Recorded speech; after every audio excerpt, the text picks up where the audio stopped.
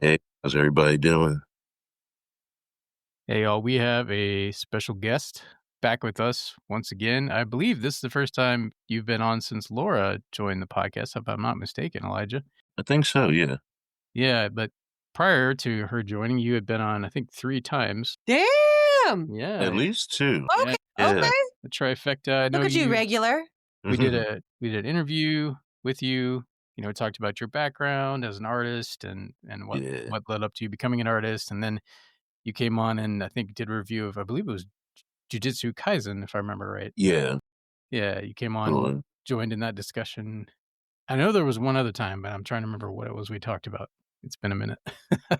Yeah, it might have been the two, but Jujutsu Kaisen, yeah, that was definitely the second time. Which, Jujutsu Kaisen is on its sequel now, so that's kind of a benchmarker. Yeah. But yeah, for sure. Haven't watched a lot of new anime since then. Yeah, it's been kind of in a slump for me. I think Gachi Yakuta is the only thing I've watched in Summer Sakamoto days, but my watch list isn't that big, so I might have to fill it out a little bit. Yeah, I have to admit, good chunk of my exposure to anime has been over the last 3 years connected to this podcast. So I had seen some, one of which we're covering today, I had seen prior to us starting this podcast, but I was not a huge anime consumer, but, that has grown a little bit, at least since our podcast started, so I've enjoyed it. We did one, oh, shoot. Was it the one that I The was giant like, both of series. these are so pretty? Oh, Titan, Attack on Yeah, Titan. Attack on Titan. That I was couldn't think of the cool. couldn't think of the title. Yeah, love That it. was cool. I went to see the, I guess it's the series finale movie in the theater, and we covered that. That was amazing. Was that was really good. One of my best theater experiences, period, not just for anime, but Of your yeah. life. Yeah, Really? legitimately, Oh my it goodness. was very enjoyable. Yeah. Mm. Yeah, one of these days, we'll catch up and watch the series together. There's this. Oh my Yeah, goodness. Attack There's on this. Titan, the series. No, I can only do no. Series is great though. It was in college when I was in college when the series came out. I hadn't read the manga, so it's like watching that from the beginning to to now where it's ended and everything was quite the journey. Hmm. I bet. Were the manga and the anime released somewhat concurrently, or, like, did one come out first and then they'd immediately adapt it? Like, how did that work? Manga definitely came out first, and with how long the production took for the anime, I know that the manga was definitely finished before the anime. But yeah, it was. I don't know how long they waited before it got an adaptation, but it definitely. The anime itself definitely took like quite a few years to conclude, being that it only just a few years ago got an ending. So it's definitely been a while though. But yeah, classic. Well, Nerdhatters, in case you haven't already noticed, Will is not with us tonight. He's had a rough week. A lot of some family emergencies and just a lot of stuff going on in his life this week. So he's taking the night off. I don't know if he'll pop in at some point, but as far as covering and researching, I told him, hey man, you can take a break. It's okay. But fortunately, we already had Elijah scheduled to come on as a ghost. He was originally as a guest, I was intrigued. What does this mean? as a guest, to cover Akira. Yeah, And when Will just through life happens, had to drop out. So I'm actually switched over and I'm covering what Will was going to cover. So kind of just played musical chairs there for a minute. yeah. Ain't nothing wrong with a little bit of improv. Hey, shout out to Will though. I'll catch him on the next one.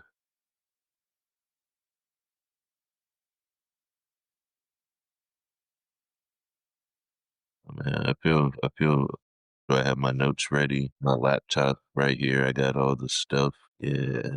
Awesome. I got a few myself. I never feel like I have enough, but That's very accurate. yeah, Yeah. yeah. Well, I'm ready to be cynical and with a hint of judgment. So I think we should get rolling. Don't you think, babe? Well, we're going to take just a few minutes here to give Elijah a chance to talk about before we jump into the main body, just to talk a little bit about what's going on with your career since we last talked. I think it's been about 2 years. I know you and I have seen each other in person since then. Yeah. Our listeners have not heard what's going on in your art life and things like that. So I was curious if you want to just share a little bit about what's been going on there for the last year or two. Oh yeah. I don't know, a little bit and a lot. There's been like some major life changes this year, and accompanying those, I've had like a lot more time to like, I guess I would say like indulge like my creative career and lifestyle. So the first half of this year I was kind of in a slump, but come August, I was feeling a lot like myself again. I was hanging out with friends, and since then I've done some gallery shows. I think the last time we talked was at the Fatal Four Way show. And that was me, my boy Pizza Go 88, the Silent Sally from Winston, my boy Alex Figueroa, um, and my friend Deshaun Burnett. And since then, I've had work in a few like pop-up shows. I've been doing more commissions lately. Logos, lots of logos, album cover illustrations. Yeah, my friend Scotty, aka Snuff the Maker, and Veteran Eye. Man, I'm impressed with you remembering people's handle name. Like I can I have a hard time just remembering people's names. Like no, that's not happening. So I I'm impressed. But to continue. Oh yeah, because when you meet people, it's like I get used. You nowadays it's like you'll probably hear someone's artist name before their real name. Ugh!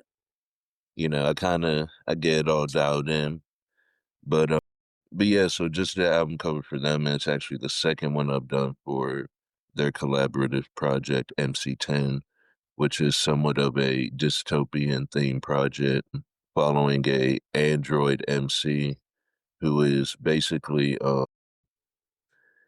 navigating a world using music to navigate a world where things are dystopian, AI is taking over, creativity has been stifled in some ways, and trying to make heads and tails of it all. And they're actually having a release party on the 22nd, and I'll be me and Alex will be live painting there. That'll be at the Flatiron Greens. Um, yeah, but me and so they'll be doing that on the 23rd. The 22nd, I'll be at an album release party for my friend CIA. He's a rapper from Wadesboro, North Carolina. I designed the poster, the flyer for his show, and a couple other items for the rollout for that. And now I'm kind of going backwards. And me and my friend Pizza Go 88, There it is again. we actually did a collaborative live painting event at Soul Relief Records in Greensboro this past month. So it's been like a lot going on.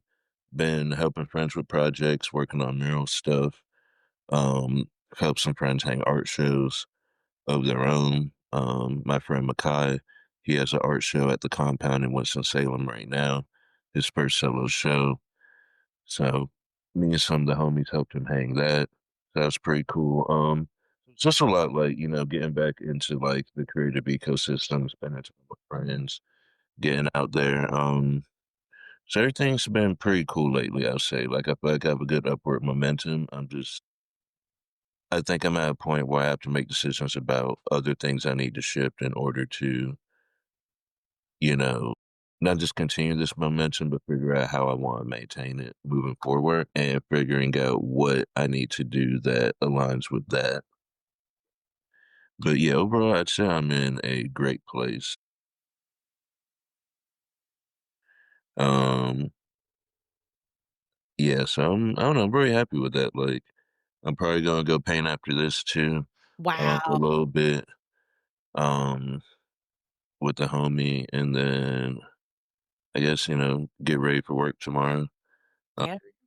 Are you saying pizza dough 88? Is that what you said? oh, pizza goat. Be the Pizza, goat. my bad.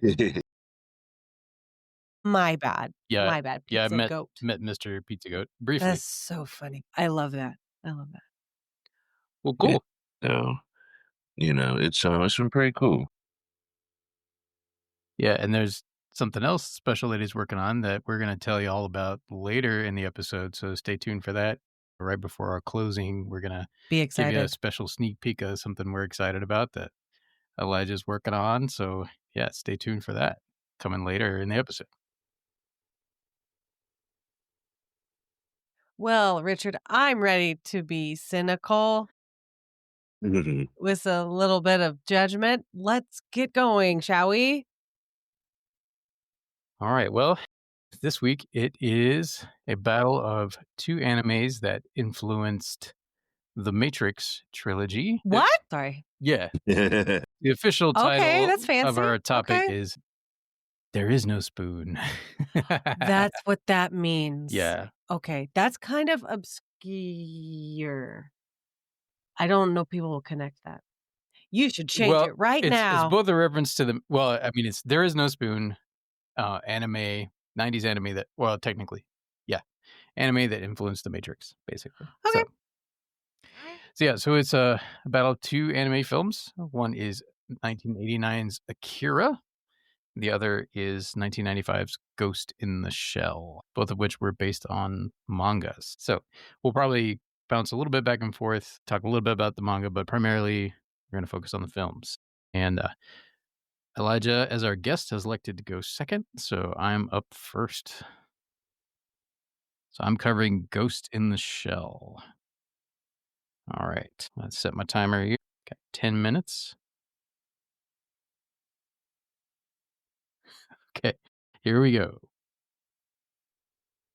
So science fiction at its best offers us humans opportunities to explore both our hopes and our fears about the future. Ghost in the Shell, a 1995 anime film directed by Mamoru Oshii, dives into an ocean of fears about the proliferation of computer technology, digital information, and artificial intelligence. So, this film was first conceived as a manga in the late 1980s. And I know I'm going to get the gentleman's name wrong that wrote it. My phone is being stubborn on me. But so it came in the late 1980s. And this is at a time when obviously, both the internet and certainly artificial intelligence were in their infancy. AI, you might even say, was just a fetus, wasn't even born yet. Maybe The good old days. one could say, but the internet was had Am I right, Elijah? Am maybe I right? just been born. Your average person, like my dad, I think was already on it in the late 80s, but there's not a whole lot you could do. I think maybe you could send an email, send some text back and forth, but there wasn't much that you could do yet with the internet. And even around the mid 90s when Ghost in the Shell, the film, was released, still obviously a lot had happened in just those 6 years, as is often the case with computer technology. Still, you got like, what at that point? Windows 95 was like the big release that year, right? And you've got 486 and like Pentium ones and computers that are so much slower even than the cell phone I've got now back then. So that's the world this speculative fiction was born out of or into, maybe both and. And the author of the manga, I don't know how deeply he got into the themes in the early parts of the series. I was able to read a little bit. I read a little bit of the sample of the manga. So I'm not an expert in the manga. I'm going to focus primarily on the film, The which is what we're manga. covering, Akira the film versus Ghost in the Shell film. So the film was directed by Mamoru Oshii, as I mentioned, and was also produced by Kenji Kamiyama in 1995. And it's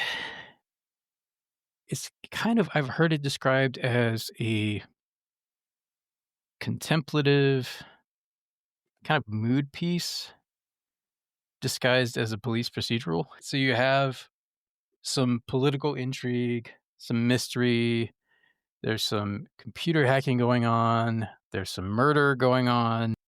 So there's assassinations going on You got me at murder. left and right. Sorry. There's internal governmental conflict between different sections of the government. So you have Section 9, which is headed up by the main character's boss. I'm going to get his name wrong, I know. So let me make sure. As with Japanese, so Daisuke Aramaki. So he is the head of Section 9. And by the time this film starts, which the film, I did get enough of a feel for the backstory that the film does jump in later in the manga series. It's not trying to get you in at the beginning of the manga series, because at the beginning, the primary character, Motoko Kusanagi, is not yet a part of Section 9. She has her own independent unit, and I've been watching a little bit of the Ghost in the Shell Arise series, and you see a little bit more of the backstory. It's a prequel to the film Ghost in the Shell. So it dives a bit more into how Motoko and her team are formed. But by the time the film starts, she already has her team, and they're already connected to Section 9, which is internal. It's a security. It's like national security agency, basically, in futuristic Japan. This is supposedly taking place in 2029. So the manga, basically 40 years after the manga was written. So the writer is looking 40 years into the future and speculating about how the web and the internet may have affected people by that point, and how artificial intelligence, as well as cybernetics and robotics, how those have affected culture and how they affect the way humans view themselves. Mhm. So our main character, Motoko Kusanagi, is almost entirely a cybernetic being. What? Sorry. Keep going. So just a little bit, we find out just a little bit of her brain, and even that is a little bit in doubt at times, even from her. She wonders sometimes whether she's completely cybernetic. But Batu, her right-hand man on her team, mentions that, hey, there's still part of your brain is still biological. And we find out, and this is perhaps a bit of a spoiler warning for the film. So fair warning, if you haven't watched the Ghost in the Shell Arise series yet, I'm going to spoil something for you, unless you've already read the manga, in which case I'm probably not spoiling anything.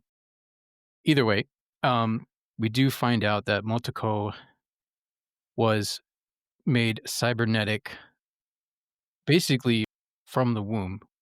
She was in the womb when her mother was attacked and killed, but there were people there on site, and Motoko, as a human child in development in the womb, not yet ready to be born, probably pretty far along in development, but not ready to be born just yet.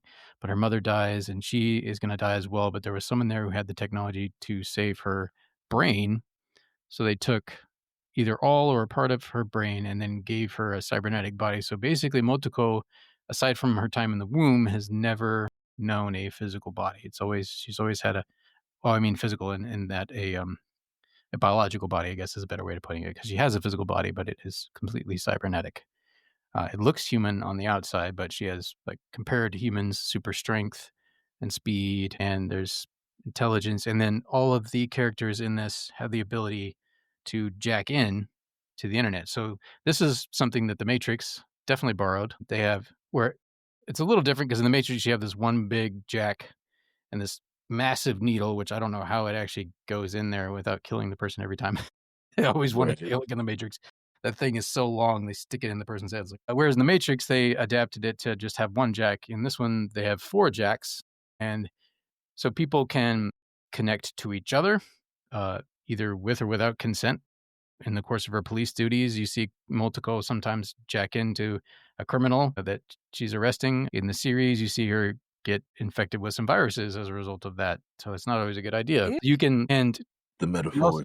connect to each other over the net, so to speak. They can This- communicate. okay. It's almost telepathic. Like the people that are also cybernetic, that have these cybernetic brains that have linked to one another, they allow each other into something called the lobby of their brain, or they can hang out in one person's lobby somehow and all communicate with each other.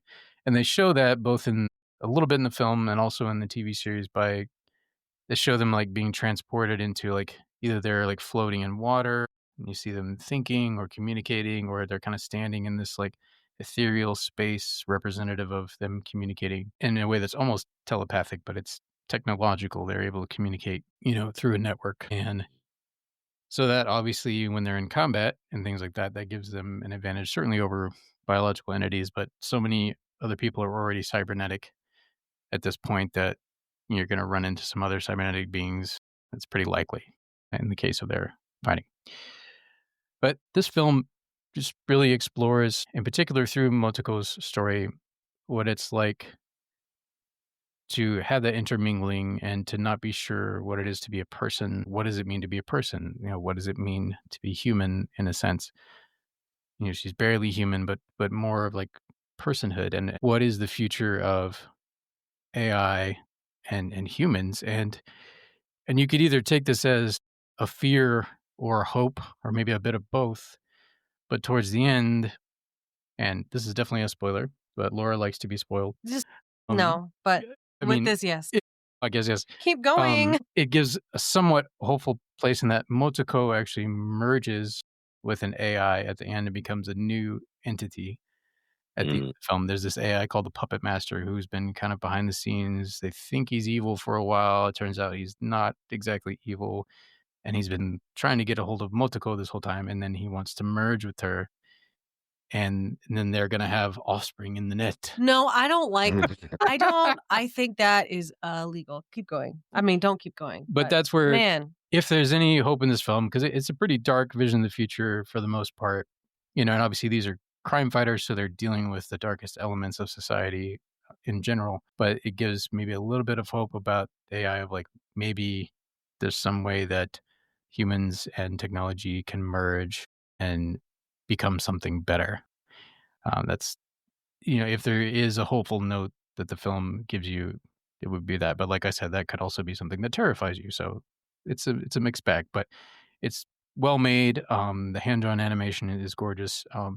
They did do an updated version because it was originally a mixture of CGI and animation, but then they did an updated version with new CGI in 2009. I actually prefer the original because the CGI matches better. okay. To be honest, with the animation. Um, Once they got to the series, which was much more recent, they did a really good job of finally, of merging CGI and the hand-drawn animation in that one, so it looked almost seamless.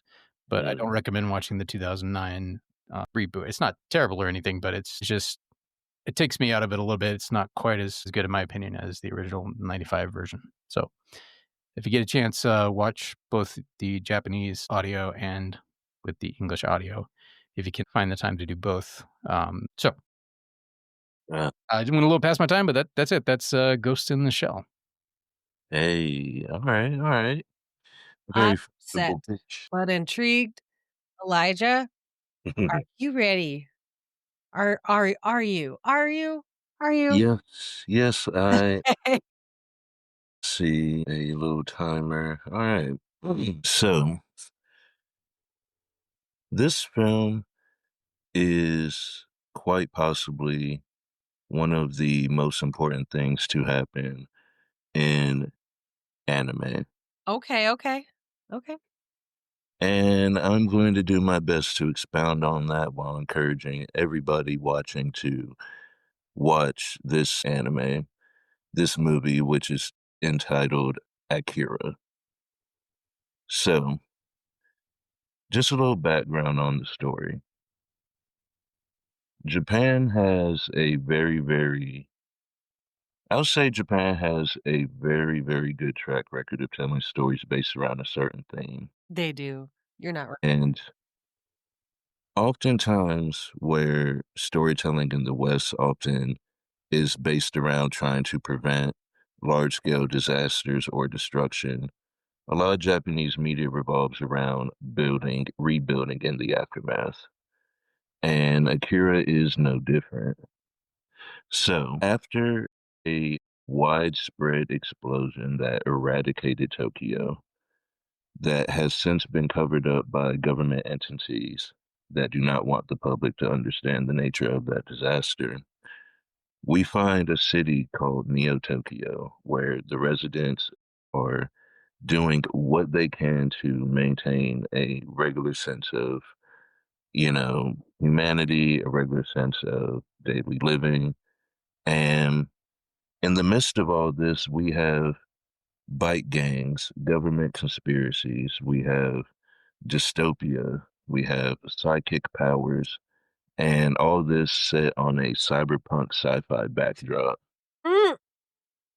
So, this movie was created in the late 80s. 88 was the release date, and adapted from a manga by Katsuhiro Ôtomo that was created in 1982. So, in this dystopian sci-fi world that is rebuilding from the brink of absolute destruction, we follow two main characters, Kaneda and Tetsuo, orphan kids who grew up protecting each other on the streets and eventually formed a bike gang called the Pills. The what's? The Pills. The pills.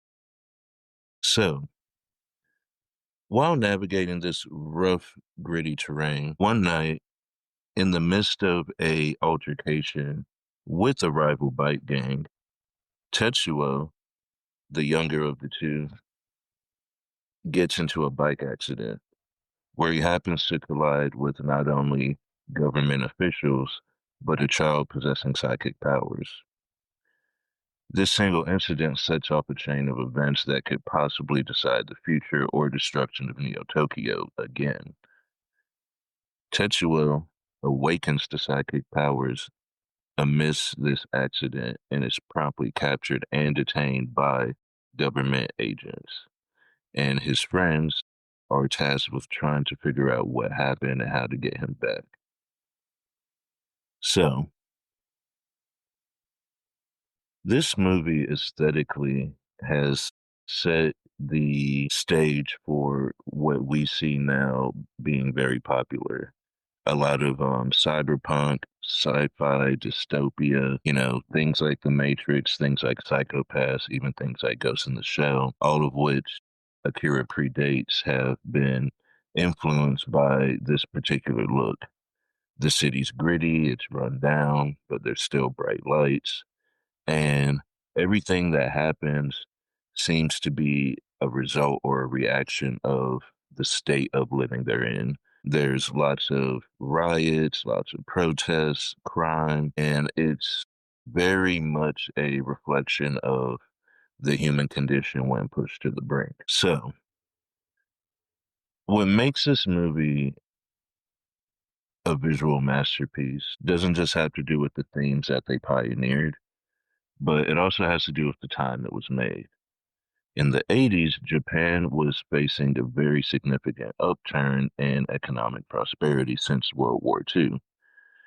And with anime as an industry being a little more than 2 decades old, there was a lot of resources that could be poured in.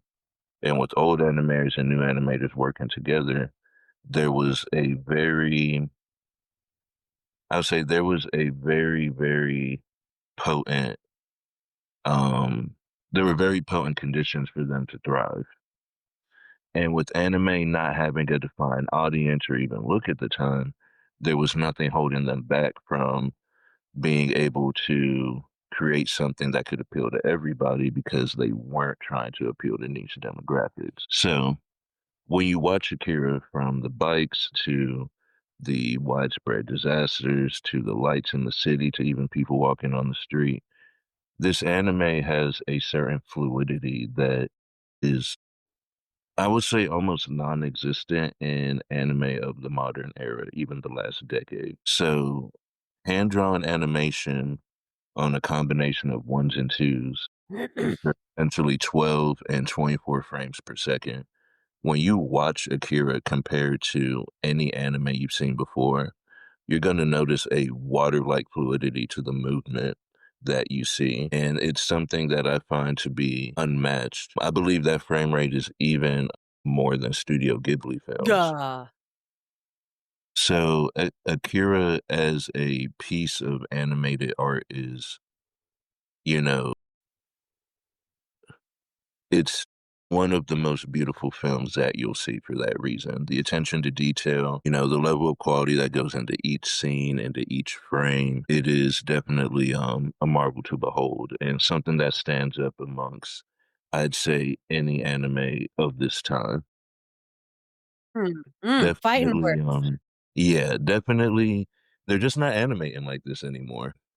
And when you understand the conditions of like animators in Japan, you kind of understand why. But that also speaks to, the time period that this movie was made. It was the right time for something to be created that could possibly define genres and the nature of animation for years to come.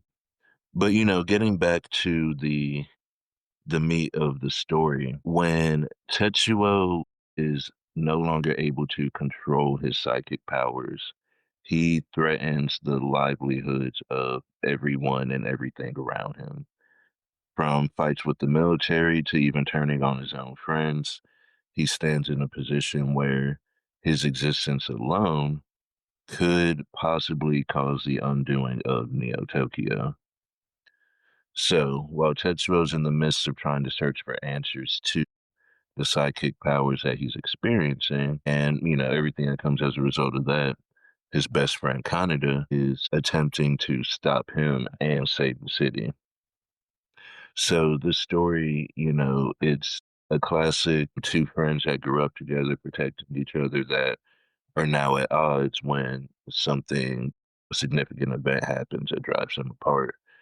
And as viewers, we get to see what it takes well, if Kaneda has what it takes to essentially stop his little brother or his best friend from tearing himself apart along with everything else. So this movie is definitely one that I think deserves more than a couple nods just for being one that pioneers this genre of like dystopian sci-fi, cyberpunk backdrops, and also the themes of resilience in the face of destruction. Because this series, I believe there's at least three significant events where large scale destruction claims the city and everything in it as a victim. And watching characters continue to strive and push and find a sense of normalcy in that is very indicative of the themes of a lot of Japanese media, things like Godzilla that were based off, the real widespread destruction that they face. So I think just as much as it's pioneering in animation as an industry, I think it's also equally good at giving you a very vivid, visceral, even grotesque look at the reality of people bouncing back and recovering from very, very significant traumatic events. And yeah, that's my time. So I believe that's it. I got a lot of details and things like that, but I think I've pretty much got to the point of everything. No problem at all. Okay, man. Yeah. So, I can I do this any way I want? Yeah. Elijah, what do you mean? What do you mean? What do you mean when you say 12 frames per second? Can you like the way it was animated? Can you talk what does say more? so, Why was it fluid? Why was it great? so what made it good is basically this number of frames isn't normal, Yeah. but normally 12? it's less. So it's like 12? 10 plus 2. Yes. So 12 to 24. So What? every second. Yeah. So, they're doing this animation hand drawn, which is also like a lost art form. So essentially, when they're creating this film with that higher, above average number of frame counts, when you watch the animation back, it's almost seamless. Less smearing, less like in between things that you normally see, where you might have like a few detailed drawings here and then they kind of, smear it together to get the idea. Sure. So, when you watch Akira, you can pause and freeze frame on just about any scene and the level of quality you're gonna see in the drawings is something that's a far cry from most animation today. Woo! So just that, just that number, that sheer volume of frames gives it just it's like water when you watch it. No, that's great. Babe, have you seen I actually watched it. Well, I had started it some time back and didn't finish it, and then in preparation for this week, because originally I was just gonna kind of be the host, and Will was gonna be covering. I watched both films. I watched Akira first, so I saw it all the way through for the first time just this past week. what was it fluid? Was it like water, babe?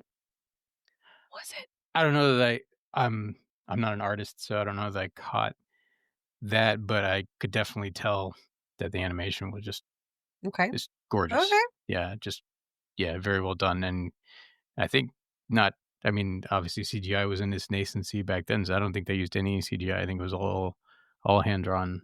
And this Yeah. movie is Oh, like that's I think it's insane. close to 2.5 hours long. That's It's like so insane. like you consider that too, like how many drawings they had to do. Yeah, do you know how long it took to make? I don't know exactly how long it took, but I know the budget for this film was about 10 billion. What? Didn't Yeah. It was put together by a conglomerate of media groups in Japan. I know Kodansha, Toho, who does Godzilla, were two of many. So they had like a powerhouse behind them to produce this. That amount back in the 80s? Yeah. That's crazy talk. Wow. Japan had a lot of disposable income then. Why? How from well, the US was buying a lot of Hondas and Toyotas. That was one reason. what like And Nissans too. uh okay. All right. Okay. So it Can you tell me the I'm sorry. I was trying to follow along with the plot line. Can you tell me the people's names again? Like the main character and his side buddies? oh yeah, Kaneda and Tetsuo are the two main characters that you follow. And a lot of the movie is going to revolve around their friendship dynamic, with Kaneda being like the older brother. He's brash, he's very wild in his nature, and fits into the he fits into the nature of the environment. Where Tetsuo is a little more unsure of himself, a little more insecure, and often finds himself following in Tetsuo's shadow. I mean, in Kaneda's shadow. And once he awakes to his psychic abilities, some of his how do you say, like, his insecurities and his inadequacies are kind of what's the word? Yes, by with his psychic powers. So he starts acting on feelings of inferiority and feeling like he finally has a chance to be the person he wants to be. And the way he lashes out with those powers, he's wreaking havoc everywhere. Sounds like a little turd. Is there character growth with either of the characters as the movie progresses? So as the movie progresses, I would say that character growth, Like good or bad? I would say there is character growth. I would say it's more circumstantial with the situations they're put in. It's really more, I think character growth is more defined by how they're adapting to consistently escalating situations and, looking at basically an insurmountable disaster on the way. So with Kaneda, it's, doing whatever he can to stop Tetsuo despite the feelings of, maybe wanting to protect his friend. And with Tetsuo, it's more so a fight with himself leading up to imminent self-destruction. So lots of growth based on adaptation. Okay. All right.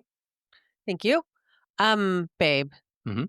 Richard Allen, your whole merging sequence was a little upsetting. Your Ghost in the Shell. Mhm. No.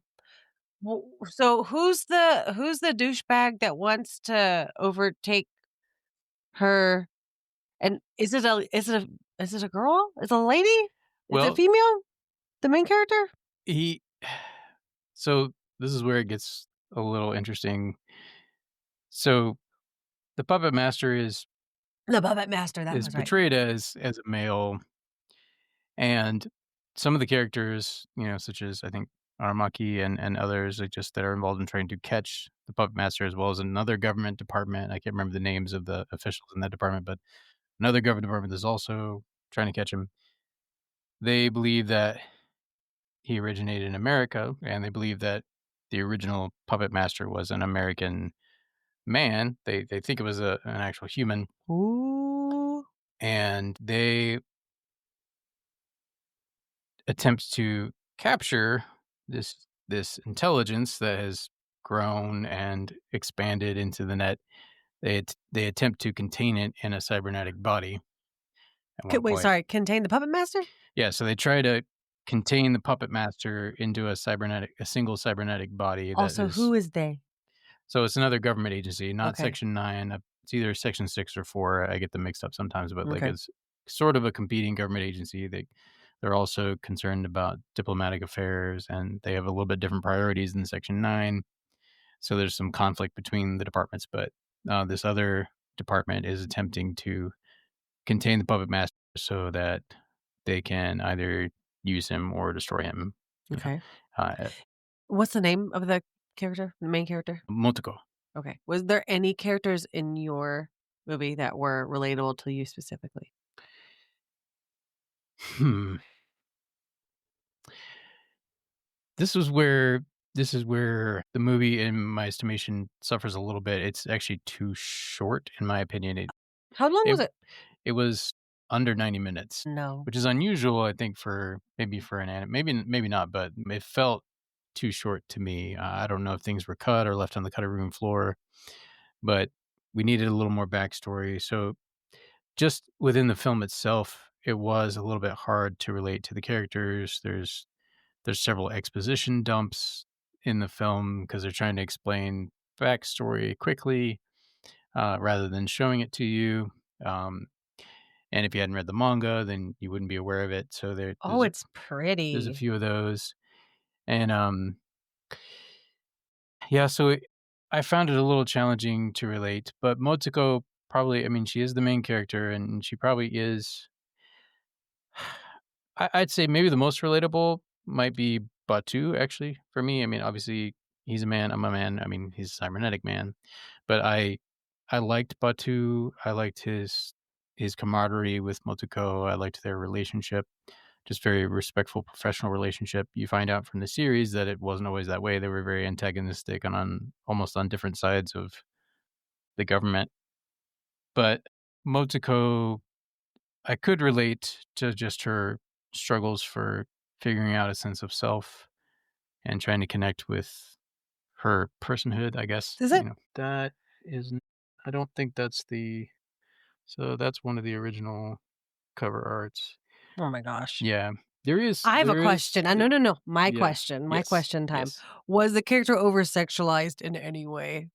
yes, there was some gratuitous nudity. It was really unnecessary, in my opinion. ¿Por qué? It, Japanese men made it, and there is a tendency in anime, as I've seen, that there is a sexualization of women that has Were been. any of the men sexualized? Over sexualized? No, not in the film. No, it's just Okay. mostly just Okay. Motoko, and then one of Mm-hmm. the other cybernetic females. Like, Mm-hmm. in my opinion, there was just some unnecessary nudity.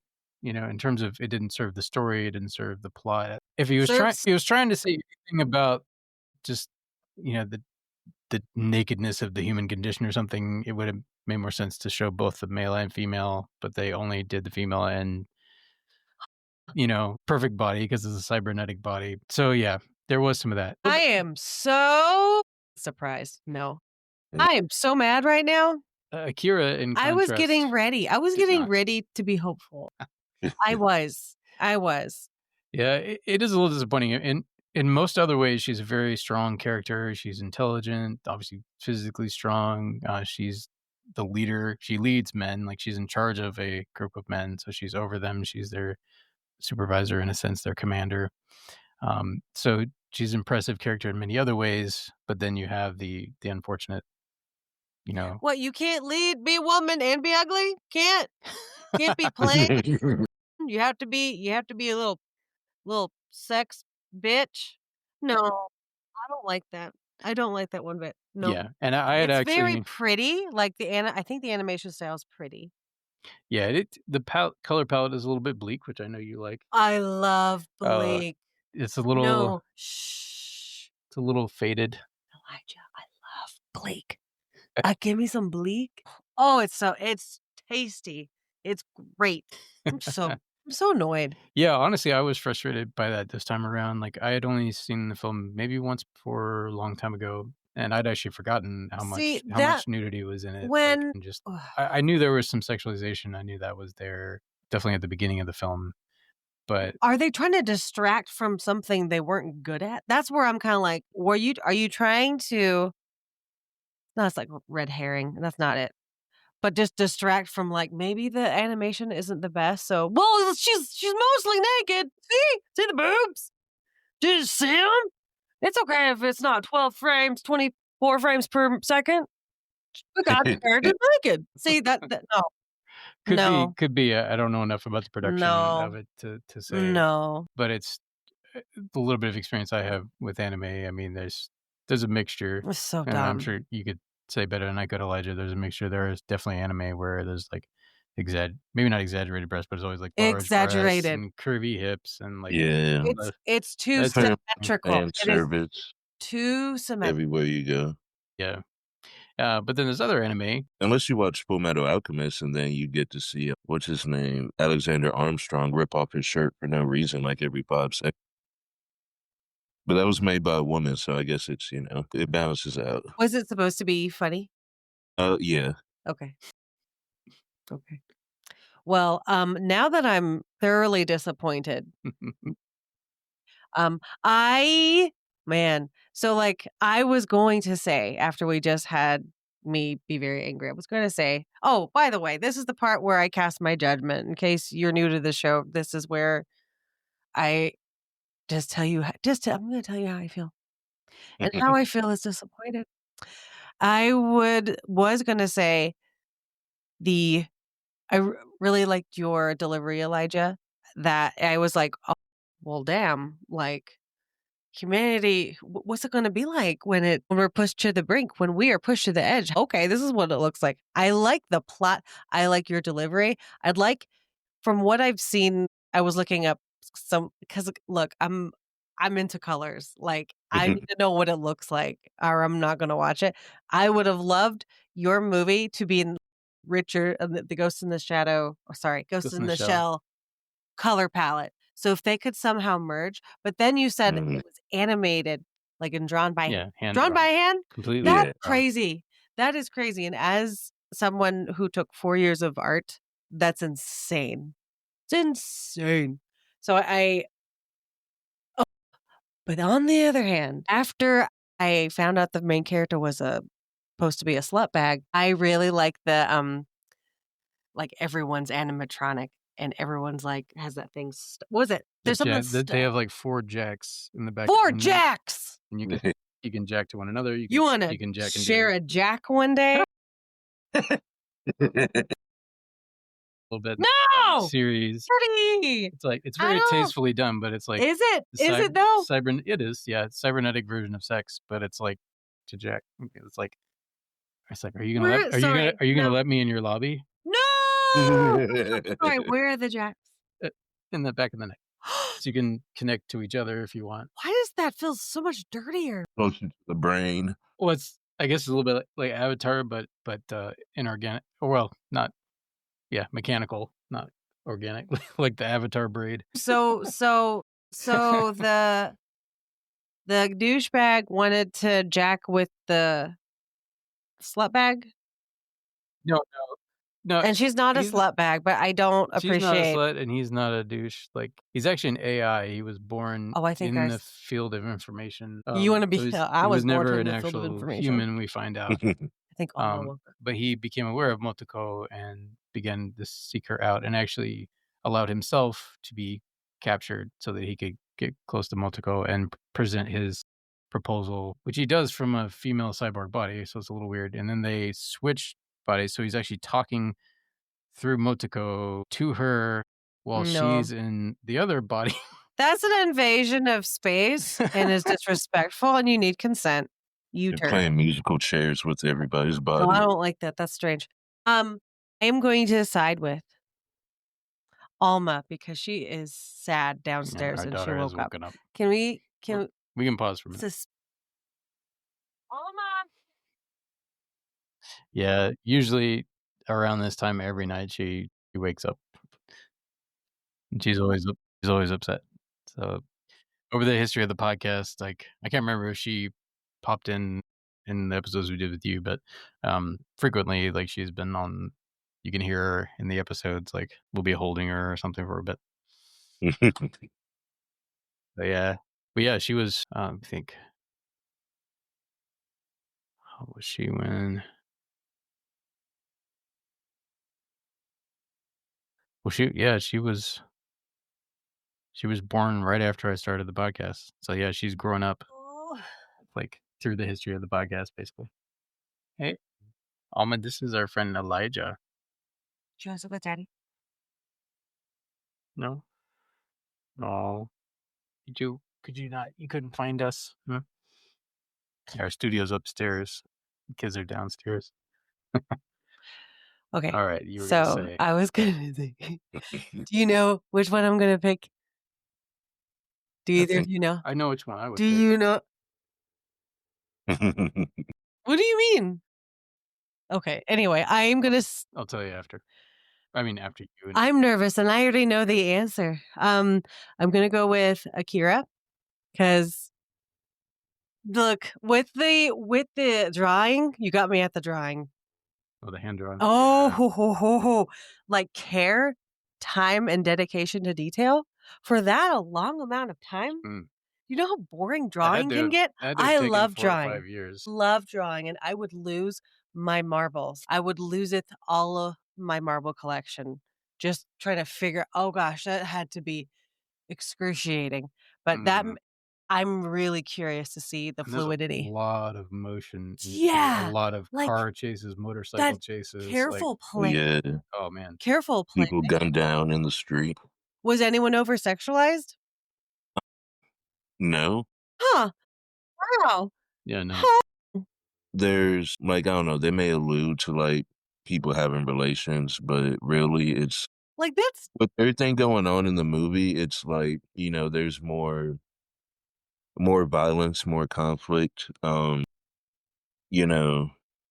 say like, there's like one scene where, somebody like rips a character's shirt off, and that's when Tetsuo's getting jumped. Him and his girlfriend get attacked.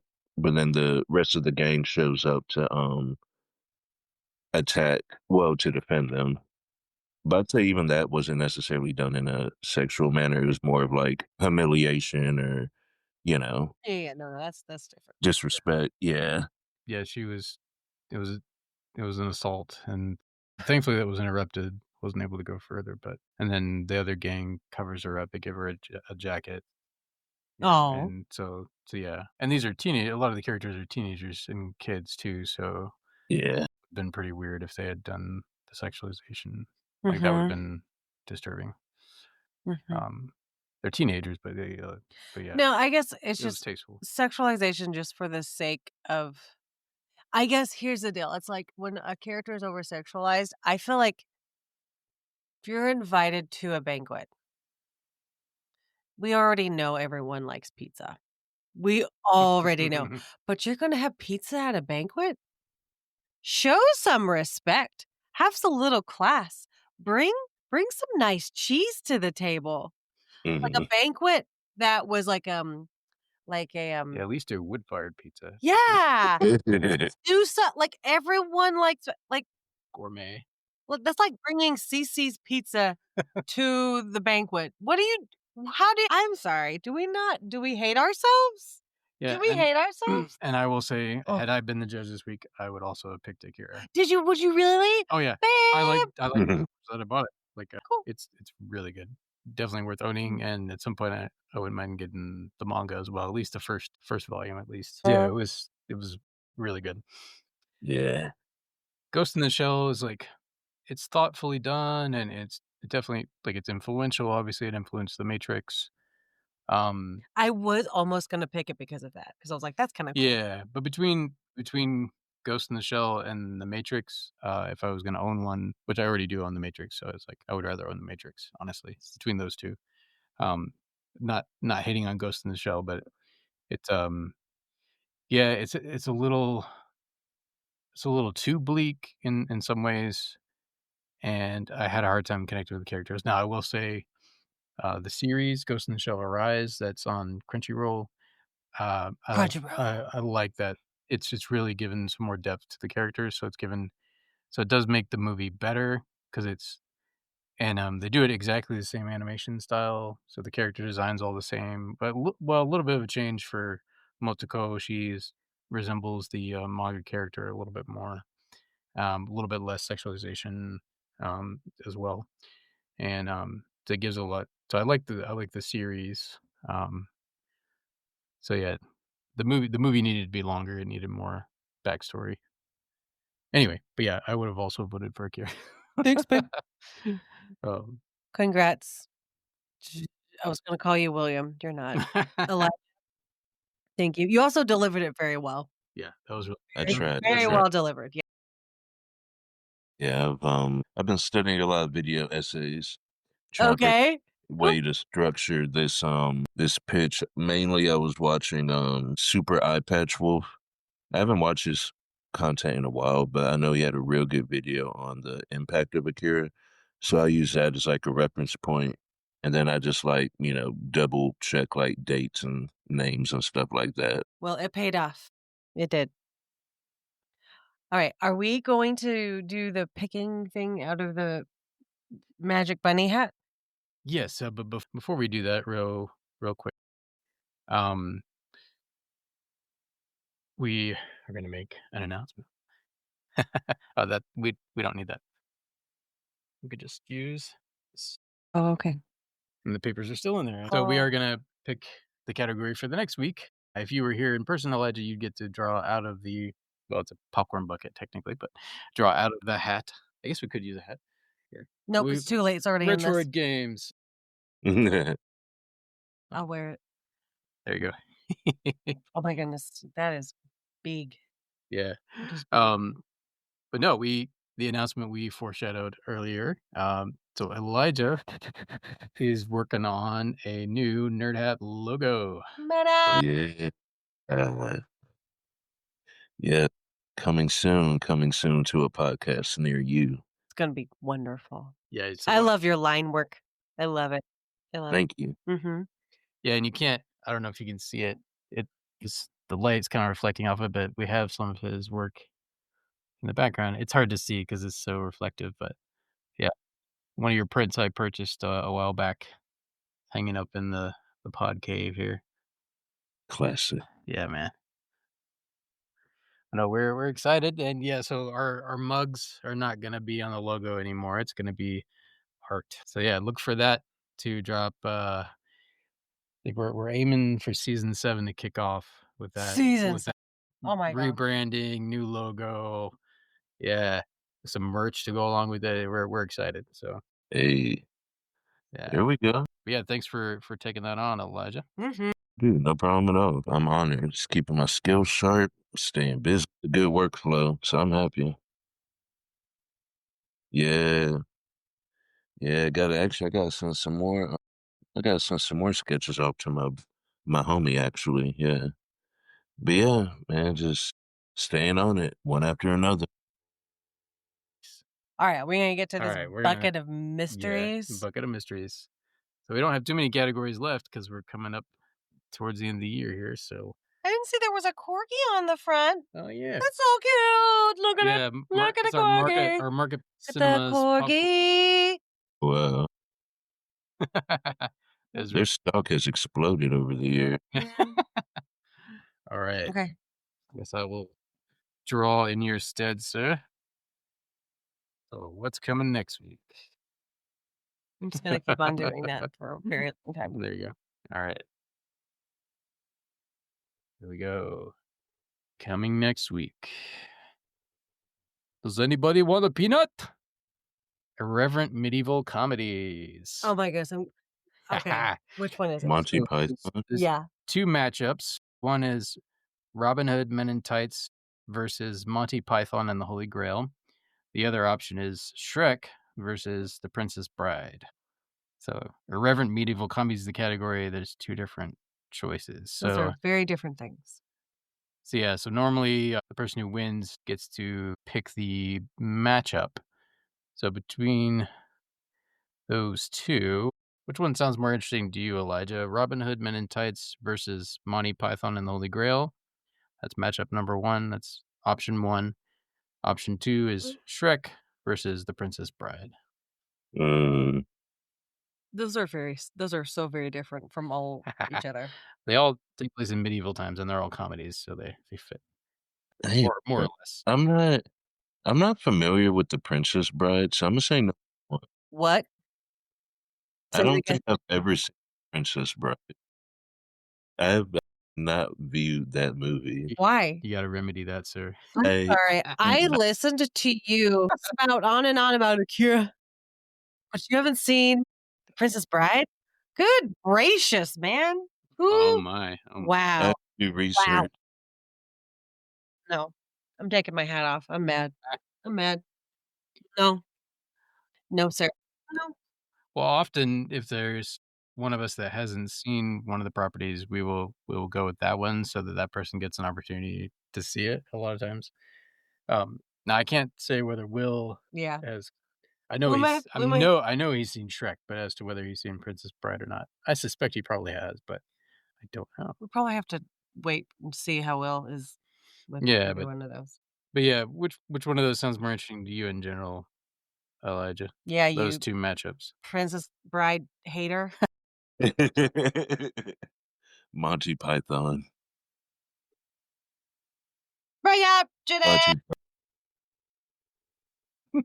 Have you seen I it? fought in the general direction. Have you seen it? Yes, I've seen the first Okay. one. There's a second. There's several.